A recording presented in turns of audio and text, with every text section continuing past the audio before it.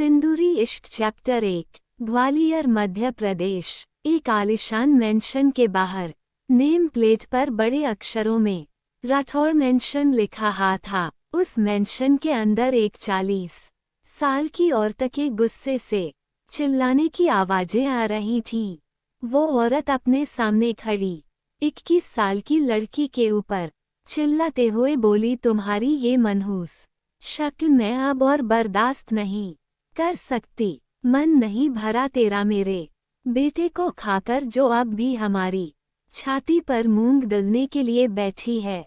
शर्म नहीं आती तुझे? ये औरत राठौड़ खानदान की बड़ी बहू देविका सिंह राठौड़ थी। उनके चेहरे पर गुस्सा और घमंड साफ नजर आ रहा था। उनके पहनावे से राजसी ठाठ बाट अलग से ही नजर आ रहे थे। वो लड़की देविका के सामने अपना सर झुकाकर खड़ी हुई थी। देविका की बातें सुनकर उसकी आंखों से आंसू बहने लगे थे। उस लड़की के पहनावे को देखकर साफ पता चल रहा था कि वो लड़की विधवा है। उस लड़की ने इस वक्त एक सफेद साड़ी पहनी हुई थी। उसके बाल खुले हुए थे जो उसकी कमर तक आ रहे थे। वो लड़की देखने में इतनी खूबसूरत थी कि कोई भी उसकी खूबसूरती और उसकी मासूमियत का एक नज़र में ही दीवाना हो जाए। वो लड़की देविका की बहू प्राक्षी सिंह राठौड़ थी। 3 महीने पहले ही प्राक्षी के पति ध्रुव की मौत एक कार एक्सीडेंट में हो गई थी। उस वक्त प्राक्षी भी ध्रुव के साथ थी जब ध्रुव की कार का एक्सीडेंट हुआ था। तो ध्रुव ने प्राक्षी को कार से धक्का दे दिया था ताकि प्राक्षी की जान बच सके, और उस एक्सीडेंट में ध्रुव की जान चली गई थी। ध्रुव देविका का छोटा बेटा था जिसे देविका अपनी जान से ज्यादा प्यार करती थी, और इसीलिए देविका को लगता था कि प्राक्षी की वजह से ही उनका ध्रुव मरा है। लेकिन बेचारी प्राक्षी का दुख किसी को नजर नहीं आ रहा था। अगर देविका ने अपना बेटा खोया था तो प्राक्षी ने भी अपना पति खोया था। उसमें उस मासूम की भला क्या गलती थी?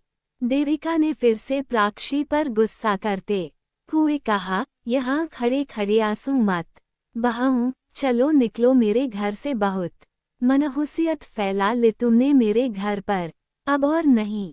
तभी एक 70 साल के आदमी ने गुस्से में गरजते हुए देविका से कहा, देविका बहू, ये क्या तरीका है प्राक्षी से बात करने का? भूलो मत, जिस तरह तुम इस घर की बहू हो उसी तरफ से प्राक्षी भी इस घर की बहू है, और प्राक्षी बहू इस घर से कहीं नहीं जाएगी। ये थे देविका के ससुर मिस्टर संघर्ष सिंह राठौड़। संघर्ष जी की बातें सुनकर देविका ने कहा, नहीं पापा जी, आज नहीं, आज आप बीच में नहीं आएंगे। जब मेरा बेटा ही नहीं रहा तो ये इस घर की बहू कहाँ से हुई? ये इस घर में अब नहीं रहेगी, और अगर आप आज मेरे और इस लड़की के बीच आए तो आप मेरा मरा हुआ मुंह। देविका की बात सुनकर संघर्ष जी खुद को बहुत ही लाचार महसूस कर रहे थे। प्राक्षी बेचारी तो बस अपना सर नीचे किए अपने आंसू बहाए जा रही थी। उसके आंसू से तो जैसे किसी को कोई फर्क ही नहीं पड़ रहा था सिवाय संघर्ष जी के। तभी एक 45 साल के आदमी ने देविका से कहा, देविका जो भी हुआ उसमें प्राक्षी की क्या गलती थी? घर तुम उसे घर से निकल दोगी तो वो कहाँ जाएगी? उसका कोई नहीं है हमारे सिवा। ये थे अश्विनी सिंह राठौड़, संघर्ष जी के बड़े बेटे और देविका के पति। देविका ने गुस्से में अश्विनी जी को जवाब देते हुए बोला, हमने ठेका नहीं ले रखा है इसका, इसको सारी जिंदगी अपनी छाती पर मूंग दलने को तो नहीं रख सकते हैं, चाहे कहीं भी जाए। ये इसकी दिक्कत है, मेरी नहीं। एक 35 साल की औरत देविका का साथ देते हुए बोली, सही कहा दीदी आपने, इसको तो घर का कोई काम भी नहीं आता, वरना घर में इतने नौकर हैं तो एक और सही अब फ्री में तो नहीं खिला सकते ना। ये थी देविका की देवरानी और संघर्ष जी की छोटी बहू माधवी। तभी एक 39 साल के आदमी ने गुस्से में माधवी पर चिल्लाते हुए कहा, माधवी, तमीज से बात करो, तुम जिसके बारे में बात कर रही हो वो इस घर की बहू है। ये थे अश्विनी जी भाई चैतन्य सिंह राठीड़, संघर्ष जी के छोटे बेटे और माधवी के पति। देविका ने एक नज़र प्राक्षी को घूर कर देखते हुए कहा, ये सब इस लड़की की वजह से हो रहा है, आज मैं इस जड़ को ही खत्म कर दूंगी। देविका जी प्राक्षी का होंठ पकड़कर उसे मेंशन के बाहर ले जाने लगती है।